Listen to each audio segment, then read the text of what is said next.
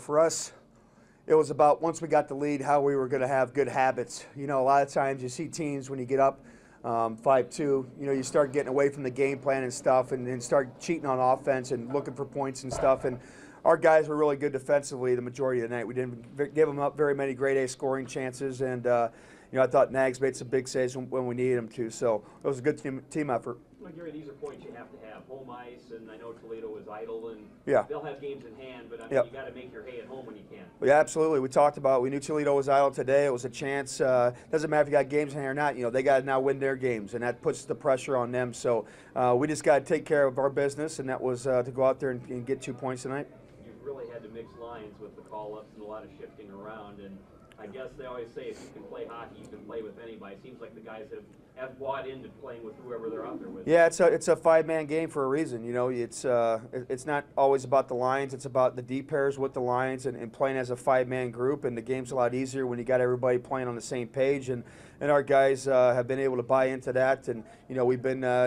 The thing for us with 3-3 is I felt that from the first period on Friday night in Kalamazoo was our worst period, and I felt that from the second to the third, all the way through the week, and I thought we got stronger, and that says a lot when you got 3-3s. Can you talk about Kyle Thomas and obviously his first 2 goals tonight, but yeah, just overall what you like about him? Yeah, well, he brings a lot of energy, a lot of enthusiasm and youth, and those things are contagious, especially kind of when you're in the dog days of February. You know, when you get a new spark plug in the lineup, he's a great team first guy, and you know, he was a guy that we had on the radar all year when we knew that we were going to deal with injuries and call-ups. He was kind of the guy we had.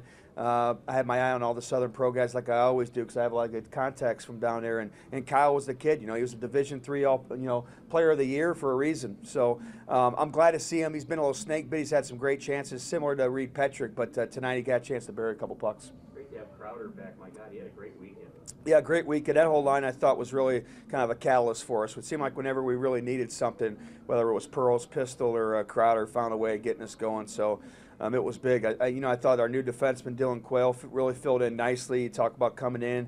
I thought he's been very steady. I think he's got maybe an assist in every game. I think he's been on the plus side of things. So when you got new guys coming in, you see them have success. It's always rewarding as a coach.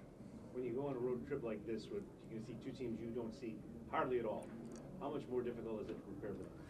It's a challenge. You know, we're going to face Florida, one of the best teams in their rink on Wednesday with no skate on Tuesday, a full day of travel, and a practice tomorrow to try to see what we can do and get figured out against them. And right now we're down to 9 forwards. You know, I don't know how that's all going to fill in. We got to figure out what's going to happen there. I figured Zidlowski's probably going to stick up with Lake Erie, so we don't expect to see him back.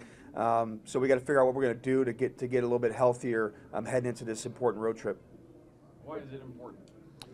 Well, it's important for a lot of different reasons. I mean, I think, you know, when you play teams, you always want to see potentially, you know, teams that you might stack up against, you know, come deep in the playoffs, you know, and we're still a long way, you know, from even making the playoffs. But these are teams that you want to see how you stack up against the best around the league. And Orlando and Florida are 2 of the premier teams in the league. They've been, you know, going back into last year, and they're tough barns to play in. You know, I haven't been to Orlando yet, but I know they get big crowds, and it's a very tough building to play in. So it's going to be exciting for me personally, just getting into that arena, playing there Friday, Saturday night. And you know, Greg Pass has done a great job with Florida down there. It's going to be a big game on Wednesday with not a lot of prep time, but as long as we go in and work hard, that's all we expect from our guys, and we'll have a good chance at 2 points. Yeah. Sid did not play last night, is that correct? Correct. And they don't play again until Tuesday? I don't know. I think so. I haven't looked. What's the point of that? Well, it's always about having you know, the healthy body around. The intentions were that Sid was going to play, but a player became one of the top guys that wasn't supposed to be in.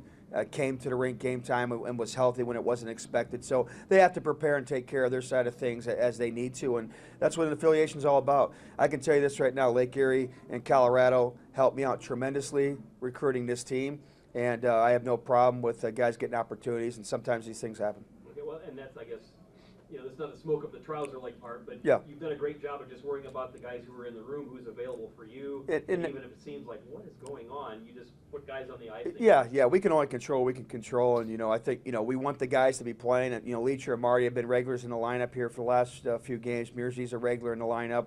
You know, we always follow Herdsey and Bopes, obviously, too, and see when Sammy plays. You know, it's good because when you have a good, healthy affiliation, everybody's cheering each other on. Everybody's texting back and forth, how you guys doing? You know, how'd you guys do type of thing. And the communication between Dean Chanouth over there and myself has been really good. He never leaves me out in the dark. I always got a really good heads up of kind of what's on the horizon, and that's a good sign of a good affiliation. We're very fortunate to have it.